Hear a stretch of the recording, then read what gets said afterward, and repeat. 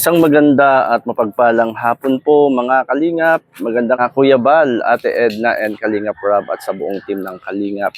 Andito po tayo sa Barangay Pansol ng Lopez, Quezon. At tayo po ay may nakilala na kung saan po ay ating pupuntahan at kumustahin. At alamin din po natin mga Kalingap ang sitwasyon po ng ating mga buhay. Yan, magandang hapon po sa lahat. Sa mga ambassador deputies, sa bawat landing pad, mga kasamahan nating charity vloggers, sa panguna ni Kuya Bal Santos Matubang. Yan. Ito po ay tabing release lang ng Kalingap. At ito po yung lugar na ating pupuntahan dito para ating alamin, kumustahin, sitwasyon, kalagayan po ng kanilang mga buhay. Muli, magandang gabi po sa lahat mga Kalingap. Yan tayo po. At puntahan natin si ate. Yan tao po. Ate, magandang hapon. Magandang hapon ate. Kumusta ate? Okay lang po. Yan, magandang hapon sa iyo ate. Kumusta ka? Magandang hapon din po. Okay naman po. Pasok po kayo, sir. Ate, parang sahig mo yung ano na lubog na. Okay lang po, sir. Huwag po kayo matakot. Sige, Kaya ate. pa po yan. Yan, magandang hapon sa iyo ate. Kumusta ka na ate? Eto po. Okay naman po. Ate, anong pangalan mo ate? Ay, ako po si Sinisa Bibiulon. Ilang taong ka na? 37 years old na po. Meron kong pamilya? Ito lang po mga anak kong kasama ko dito. May kasama Itong ka bunso ko. Pero yung isang panganay ko nasa labas po. At yun ate, ako ay napapasyal dito sa inyong lugar at nakita ko nga itong lugar ninyo. At ikaw pala ang nakatira dito. Opo. Ilang taon ka nang nakatira dito ate? 8 taon na po. 8 taon ka nang nakatira dito. Kumusta naman ang pamilya? Ito po, may dalawa akong anak na binubuhay ngayon at wala na po akong asawa. Kumisa na po sa ibang bahay sa kumari ko. Ay. Na po sa ibang bahay sa kumari ko. Ay, yun lang. Ay, Ayan. 5 taon na po kaming hiwalay, kaya ako na lang nagsusuporta sa dalawa kong anak. Ibig sabihin ate ay yung asawa mo ay ano na, yan, nasa iba na. Opo, may anak na po sila ngayon. May isa. anak na rin sila ngayon. Mm. Medyo malungkot pala ang ang buhay mo. Ate, paano yung pangailangan yung mag-iina? Ay, ito po, itong dalawa kong anak, ay pinag-i-extra ko lang ng trabaho, maglabada. Minsan mag-extra ng talok sa tubigan, maggagapas, retracer, ganun. Ibig sabihin pala ate, ikaw ay nangungupahan. O tama ba yun? Nakitira lang po ako sa bahay ng biyanan ko. Kasi dito po kami nakatira nung may asawa pa po ako. Kasi po yung asawa ko noon, ginagawa pa itong bahay na ito, dito pa po kami nakatira. Nung umalis siya, kami ang naiwan dito. Kayo naiwan dito. Ibig sabihin, ito talaga yung tirahan nyo. Pero bahay ito ng biyanan ko. Bahay ng biyanan mo. Kasi tumutulong din sila magpapagawa. Taga saan ka ate? Ako ba taga Marsulo, Naga, Sambuanga, Sibugay. Taga Sambuanga. Ikaw pala ay solo parent, Opo. Solo parent ka na pala. At kumusta naman? Yung pang-araw-araw yung pangailangang mag-iina. Ito po, tinataguyod ko po yung dalawa kong anak. Nakakaraos naman po kami kahit makakain naman po kami 3 beses sa isang araw. Ngayon. Ibigay ko naman yung sa mga anak ko. Pero, syempre, kahit mahirap na trabaho, ginagawa ko para sa mga anak ko. Kumbaga, ate, nabanggit mo nga kanina, ikaw ay nag-extra, naglalabada. Opo. Araw-araw naman, hindi naman. Hindi po. Kung meron lang pong gusto magpapalaba po. Pag Pag halimbawa ba at di po nila magagawa at may mga sakit, naglalaba po ako sa kanila. Conforme din po yun. Kung Conforme. kakaunti o madami, conforme din po sa bayad. May 500, 300, ganon. Yung yun. Yung sabi mo kanina, naggagapas ka rin ng palay. Opo. Upa-upahan din. Opo, arawan. Magkano? 500 po ang arawan ng paggagapas ng palay. Paggagabas ng palay. Minsan nagtitracer, tapos magapas. Tracer din. Opo. Ano pa mga extra mo ate? Ay, nagtitinda po ako ng ulam. Minsan nagkuha ako ng mga gulay para pang araw-araw lang ng mga anak ko minsan. Hindi naman araw-araw, kumbagay, kung wala po talaga akong mapaghanap buhayan na walang-wala na po kami. ay nagtitinda po ako ng gulay. Nangunguha po ako ng mga gulayan dyan sa mga kapitbahay. Pinapagulay sa akin. Minsan binibinta ko. Hihingi na lang sila ng kakaunti. Ganon. Para may kumita Dami mo lang palang extra. Naglalabada. Pero Nagagapas hindi po ng yun palay. araw-araw. Kumbaga sa isang linggo, mga 3 beses lang ako may extra. Bukod doon natin sa paglalaba, tapos paggagapas ng palay, pagtitracer, ano pa yung mga sideline mo? Gagamas po, ganun. Nagagamas din. Ay, Tatanim ng mga gulay-gulay dyan sa yung paligid. mga gawain sa mga pagkukupra, nakaka-extra ka ba doon? Ay, opo, nag-ano ako ng nyug. Minsan ay tumutulong ako mag-bunot ng nyug, magtagkal. Ibig sabihin, nag-ano ka rin pala ng Ibig sabihin, na extra ka rin sa pagkukupra. Opo. Ano mang ginagawa mo doon? Pag nagbubunot po, tapos Nagbubunot ng nyug? Tapos magbubunot, magtitigkal po ng yung laman ng nyug. Yun lang. Magkano naman ang bayad sa'yo doon? Minsan bayaran ako 300, 500. Conforme din po sa kung gaano karami ang yung mabubunot. Nagbubunot, anong iba yung nyug, tatanggalan ng bunot? Opo. Nakakailang ka nun? Minsan naka 100, 200, Galing, gano'n, 300. Pero isang araw po yun. Isang araw. Ay, mahina naman po ako magbunot kasi naninibago pa lang yung bagang sinusubukan ko lang yung mga bagay na hindi ko kaya. Buti pumapayag yung may-ari na kasi babae ka, na ikaw yung nag-extra sa paggaganon. Nawa po sila sa akin. Kumbaga, yun lang po ang tanging tulong nila sa akin magagawa. Yun para makapagtrabaho. Tapos, nagtitigkal din. Di ba, pagkaluto nun, tatanggalin sa bao? Opo, pausukan. Pausukan. Paano mo natutunan yung ganung mga trabaho? Ay, ginagawa ko lang po yun dahil wala po akong mahanapan ng ibang extra. Kumbaga, yun lang po yung madaling gawin na extra po. Kumbaga ay kahit mahirap, baliwala ang hirap. Opo. Kasi pa may mga anak kong binubuhay. Siyempre, pang tustos sa mga anak mo, Hindi naman nagsusuporta yung ama ng mga anak ko. Ay, kailangan ko talagang magtrabaho. Hindi ganon. Yung pala. Ito yung bahay nyo, Ay, sira na po. Hindi po maipagawa dahil wala pa po akong kapirahan. At katatapos lang po nilang pasukan. Buti ate, ikaw ay hindi sumusuko sa sitwasyon na iyong pinagdadaanan. Ay, nanalangin na lang po ako sa Panginoon Diyos na tulungan ako. Kahit ganito, kinakaya ko lang po. Huwag lang bumitaw. Ibig sabihin ate, Sa buhay. basta marangal na mapagkakakitaan, ipapasukin mo. Opo. Huwag lang po yung ibang trabaho dahil hindi po yun maganda. Kumakain ka nga pero hindi naman marangal ang trabaho. Mas piliin ko lang po magpakahirap. Para sa mga anak mo. Ilan taon na yung panganay mo? Ayun po yung panganay ko. 12 years old po. Ilan na? 12 years old. Tapos yung bunso? 8 years old po. 8 years old. Hindi, huwag ka magpakahirap. Mag-isa mong Tinaguyod yung dalawa kong anak. mag-isa mong tinataguyod yung iyong dalawang anak.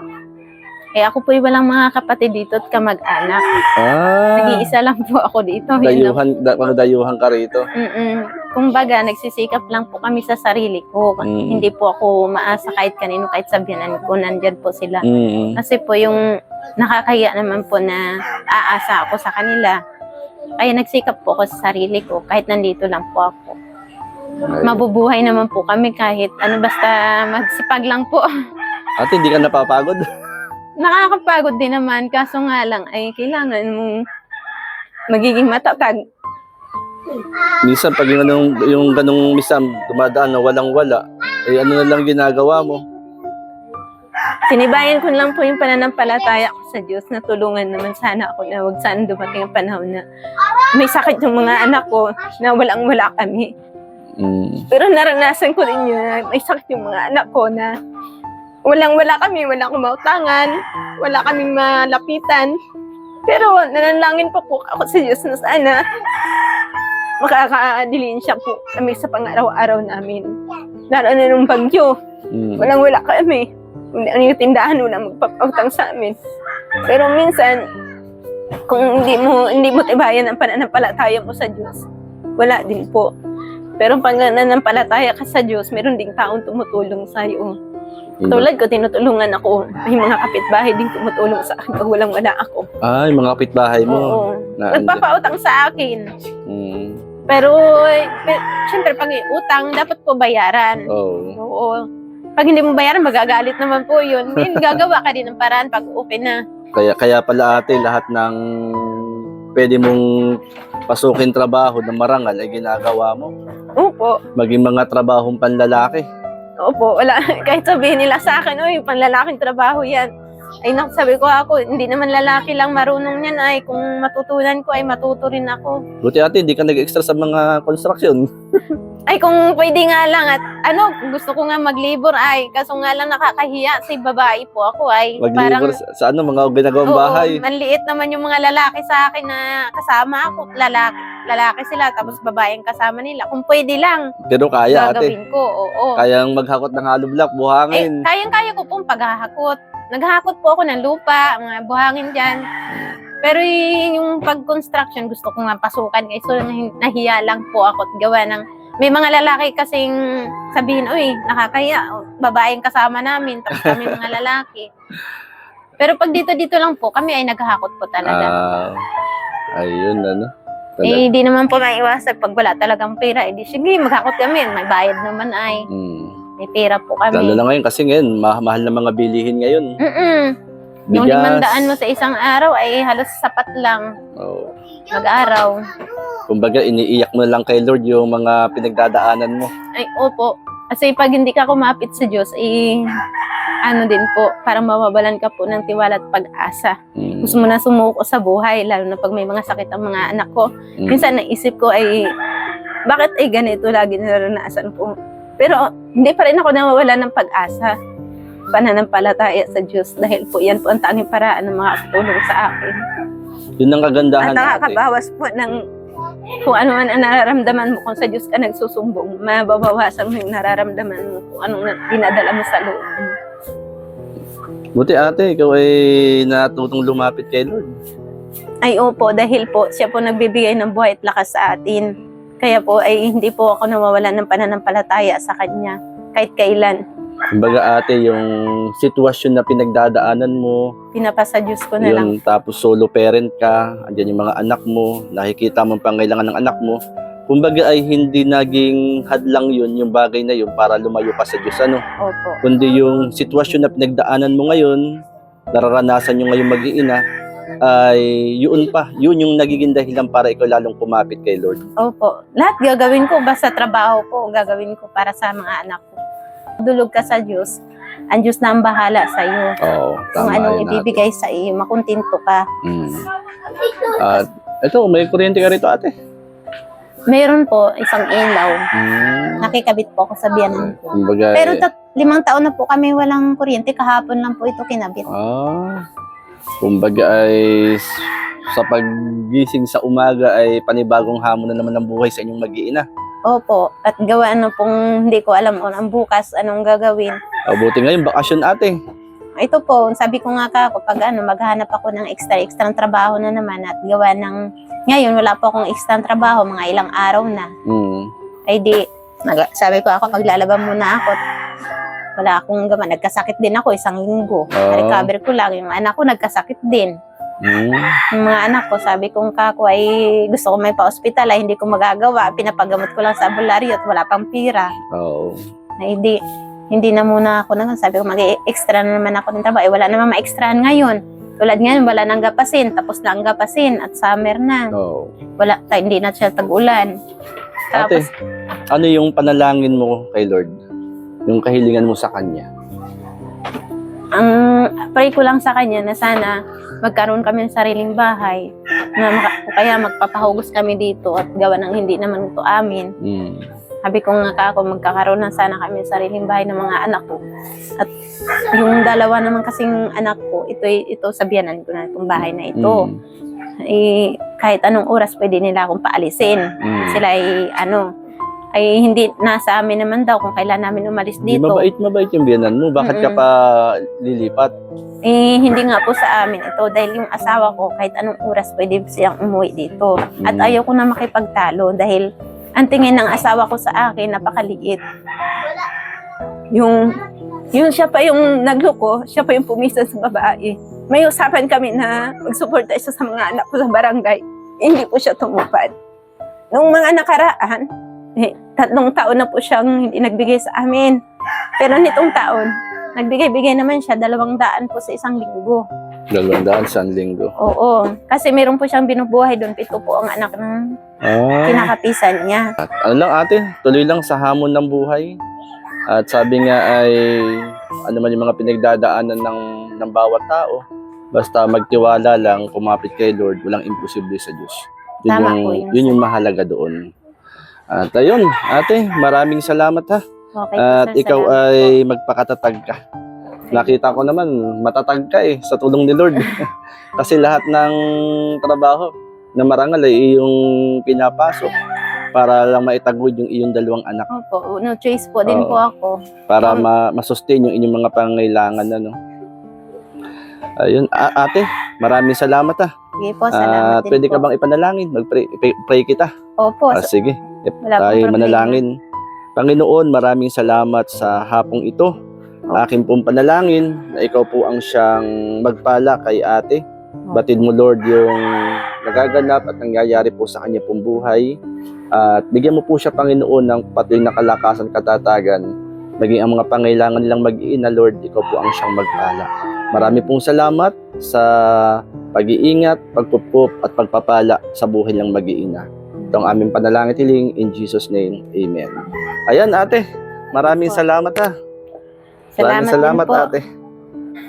Ate, Yan. ako ay may dala akong bigas doon. Nais kitang bigyan ng kahit pansaing lang. Okay naman po. Andun Maraming sa salamat. aking nasa aking motor. At kuhain natin para pansaing mo. Okay po, okay. Ayan. Sige ate. At bigyan kita ng pansaing. Mga kalingap, na kausap natin si Ate Vance. Nalaman natin yung sitwasyon, kalagayan ng kanyang pong buhay. At yan, tayo po isamahan natin siya. At meron po tayong dalang bigas at bigyan natin ng bigas si ate. Ayan, Tita Inday PB, maraming salamat.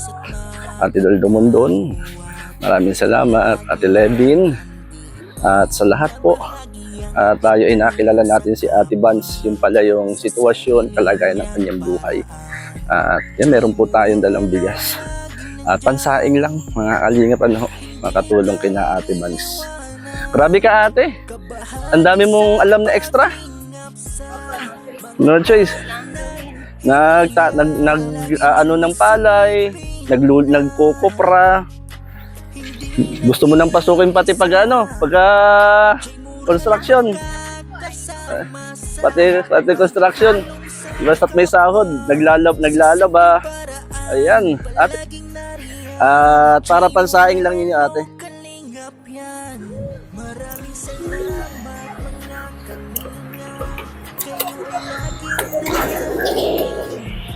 Ayan, ito. Pang-saing. Makatulong. Oo. Pang-saing lang yan ate ha. Oo. At loobin ni Lord. Basta isang panahon ay baka sakali makabalik din sa inyo. Salamat ate. And God bless sa inyong mag-iina ha. Salamat. God bless sa inyo. Thank you ate. Tuloy na rin ako. Bye-bye. Si Ate Vance, pansaing Ate Vance. Makatulong ng simple lang Tuloy na rin ako. Yan, shoutout kina Bertus Woman, Ma'am Bebri, Ma'am Eddie, wow. Kina Mr. J, shoutout sa Karaba. Yan, magandang gabi po. Yan, kina Teacher N, kina Gandang Emmy, magandang gabi po. At kina Ma'am Darlene, kay Ma'am Angie, si Vera Vlog, yan, kay Kuya Noli. Sige po, salamat po. At syempre kina Kuya Bal, mga gandang gabi po sa iyo na Edna. At ganun din po mga kalingap. Salamat po, pasuportin po yung aming mga YouTube channel dito po sa landing pad po ng Lopez, Quezon. Kalingap Media, Williams Vlog, Kalingap Global. Alang yung lingkod, J. Morello Vlogs po. Pasuportin po, Shirley Morello Vlog dito. Yan, ito po yung lugar yan. Ito yung palayan, dyan siguro siya nag-e-extra sa pamumuti ng palay, mga kalingap. Ayan, maraming salamat and mabuhay ang Team Kalingap. Val Santos Matubang, at sa lahat ng mga kalingap, kay Kuya J Morello Vlogs, sa mga solidong kalingap